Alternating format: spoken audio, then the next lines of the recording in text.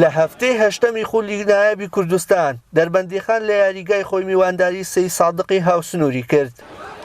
پێچەوانەی چاوەڕوانیەکان سەید سادق لە گێمی یەکەمی یاریەکە باڵادەستە دەبینرا و لە ئاکامدا و لە خولەکی 18 و 19 دوو گۆڵی لە ڕێگەی سەلام عەبدوڵڵای ژمارە 20 و سەفین فایقی درێزی ژمارە 9 تۆمار کرد.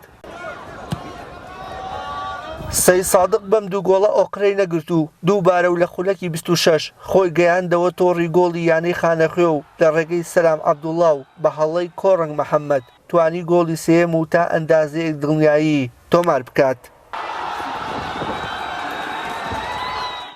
گێمی یەکەم بەم ئەنجامە و بەبێ وەڵامی یانەی شین پۆشەکان کۆتایی هات. گێمی دووەمی یاری سەید سادق پلانی لە هێرشەوە بەرگری گۆڕی ئەم هەنگاوەش دەستەی ڕاهێنەرایەتی یانەی دەربەندیخانی دەستکراوە کرد تا ئەوەی هێرشەکانیان بۆ سەر گۆڵی میوان چڕتر بکەنەوە.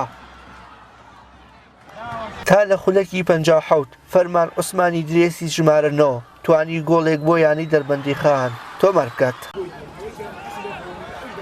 بەڵام دەربەندیخان نەیتوانی جیاوازیەکە کەمتر بکاتەوە بۆ هۆیەوە ئەنجامی یاری لە بەرژەوەندی سەید سادقیەکان کۆتایی هات.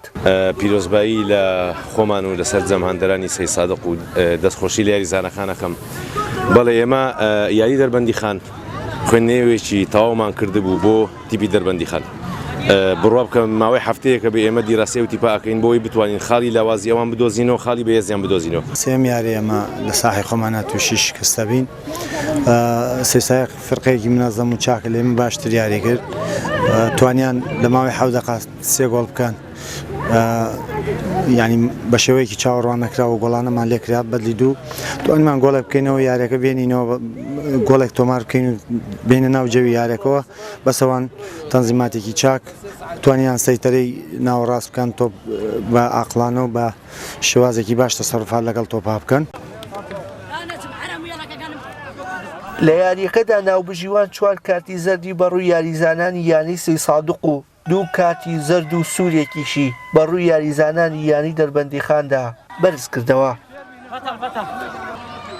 بەم ئەنجامەش دەربەندیخان خاڵەکانی لە 7 خاڵمایە و سەید سادقیش بۆ 11 خاڵ خەرمانی دەستکەوتەکانی زیاتر کرد. وشیار محەممەد کەناڵی ئاسمانی پەیام دەربەندیخان.